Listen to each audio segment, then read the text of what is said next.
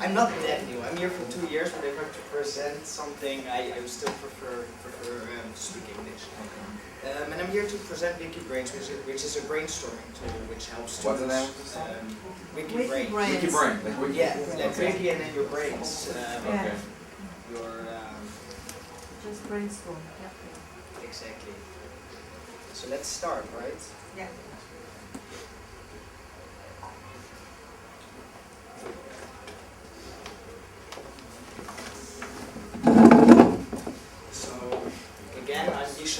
And I'm the founder and CEO of WikiBrains.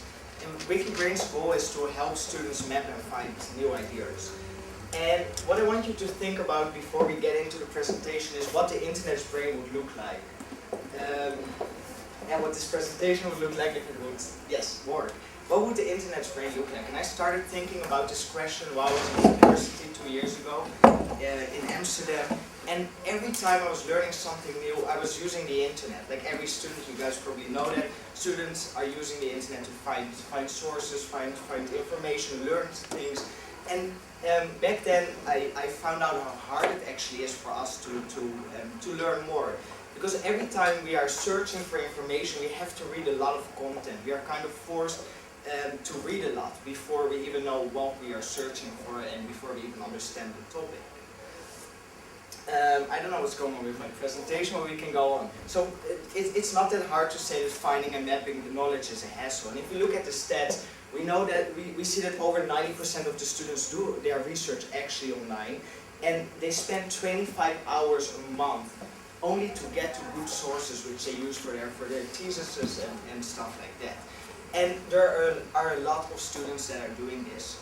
According to United Nations data, there are over 164 million students worldwide, and this group is growing rapidly. Over the last decade, for instance, it has seen a growth of over 15%.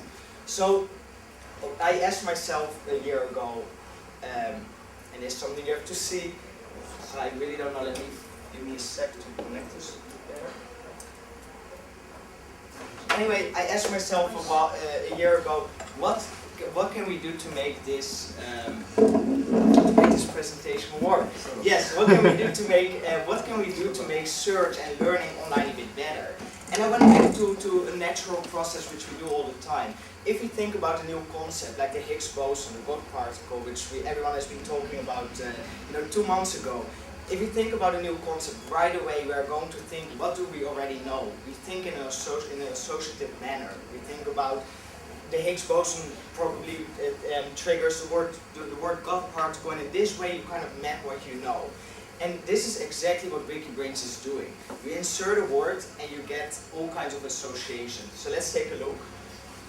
This is still our old interface, which we are changing in a day or two, but our CTO is now Miloim, so we are a bit later. So let's see, you type in Higgs boson, right away you get a map of relevant information. You can start browsing through it. So you can start clicking through information you see over here, and in this way you can connect things you know, things you don't know, information you already have. The second thing we have built in is some kind of way of engagement, where the user can add things that he already knows that are important to him. And in this way he grows actually the WikiBrains, this map of associations. The second thing we have done is something on the site. On the site you will find curated information which is like, which other students add and other students like, which is relevant to the brainstorm you're looking at, which is relevant to the map you see over here. And also over here we have built in engagement which allows the student to share longer pieces of information, links, videos, images about this specific subject. Being done online? This is all being done online in the cloud. Everything is being saved to a user's account, and basically the beauty of WikiBrains is, and especially in our new interface, every action a user takes learns our machine something. So if a user clicks on something, we know that's more important. And in this way, we have created a machine learning algorithm that actually knows what's important or not. Anyway, if we take a look at our competitors, we see companies, mind mapping companies like MindMeister, XMind, MindChat, and I love mind mapping tools, and I've been using them for a long time. And they're very good at giving you a tool to map what you already know. And that's exactly where WikiBrains differentiates in. we have an association engine that can tell you what's important, that can give you an orientation for any given topic. While you do this, you will get related content, which is relevant for what you're learning right now, and it truly gives people a way to think in a social fashion, so they can see what other students say, comment on it, engage, and in this way learn better.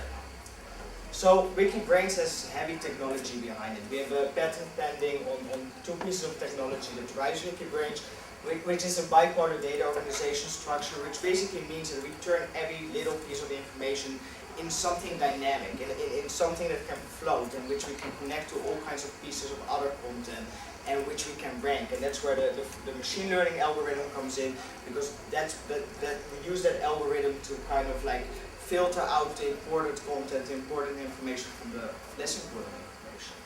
Less than a minute to finish. Yes, I am almost done. So if you look at our users, we basically, what we see, we are live for 3 months, we see this kind of people using this. This is a professor on a big university in the Netherlands, which is using WikiBrains to engage her students before, during, and after class, and in this way starting a conversation.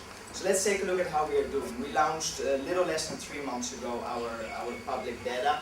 Our users have added over 10,000 words. They've added over 14,000 connections between words, and we have served our users with over almost 80,000 associations. So let's get back to finish up to the question I asked you in the beginning. What would the internet's brain look like? And there's a famous saying that says, a genius mind has more connections, not more neurons. And that's exactly what we are trying to do. We are not trying to create more content, we are trying to connect content in a smarter and better way. Thank you.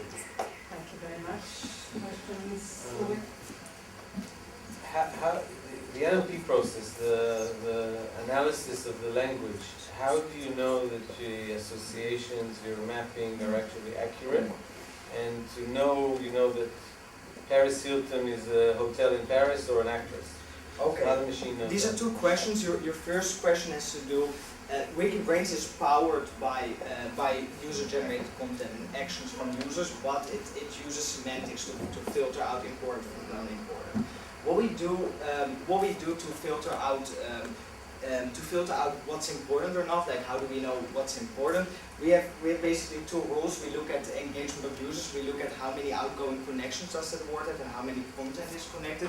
It's kind of complicated, but we managed to do that. It's also learning system, so in a year we will be better than we do right now. Your second question is about context. So your second question is, how do we know that the word apple is talking about a fruit, or this user that writes apple is talking about fruit, and the second user is talking about a company. That has to do with context. We look at total maps of users as well. So we look at a lot of maps about Apple, and we see the moment a word with Apple in the center has, for instance, Steve Jobs in it, or certain other topics. We kind of like figure out the content.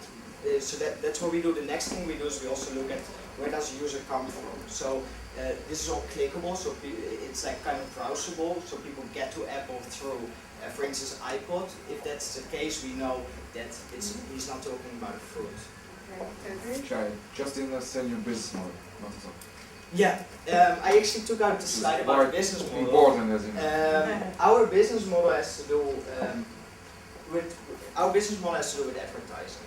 So we learn a lot about our users, and we know what our users like, how they think basically, what they connect, something on a very primitive level, their associations.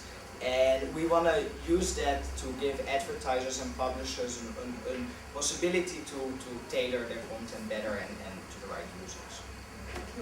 Who is your target audience, and what is the big difference between you and Google as a crowdsourcing? I would say maybe there is more sophisticated algorithm, but our target audience are students. And how we are different from Google is something very simple. We are not a search engine. So we don't index the web at all.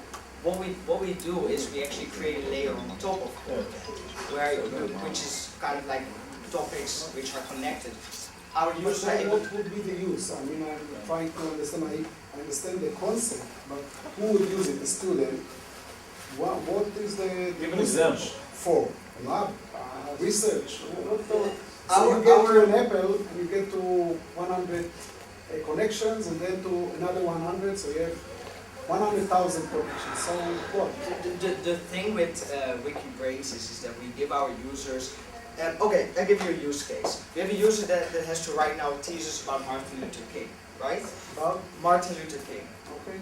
And this user can do two things. He can go to Google and he can go to WikiBrains. If he goes to Google, he will probably Also Wikipedia. Yeah, or Wikipedia. If he goes to Or those many others. places, he has to read a lot. He has to adjust his search queries a lot. It's a long process. At WikiBrains, he writes out Martin Luther King. We will right away know what topics are connected. He can kind of personalize them. What you don't see in this user interface, what is in our new user interface, is a way for a user to kind of like something, plus something. In this way, he creates a personal map. The second thing we do while he browses for information is that we give him content which is able to bookmark on the side. So basically, why? How mature is the technology? What? How mature is the technology? How mature? Yeah. They like it, really. This technology is I pretty. know, but it's a long way. I mean, this will be the last question. This technology is pretty mature. It's able to handle pretty high amount of usage, and it actually works better with a high amount of usage. And we have been testing it. We have seen it live working. We've seen it in peaks, and it's performing well. But of course, with technology, it's always working. Still need more R&D. What? Okay, we didn't finish your R&D, that's what they're saying. No, R&D is never finished. But How much Thank you did- very much. How much capital did you raise, if any? am I here to like talk about No, you have the form, so you can, Okay, But- whatever information you okay, have. thank you so much. Yeah, the form, thank you so much.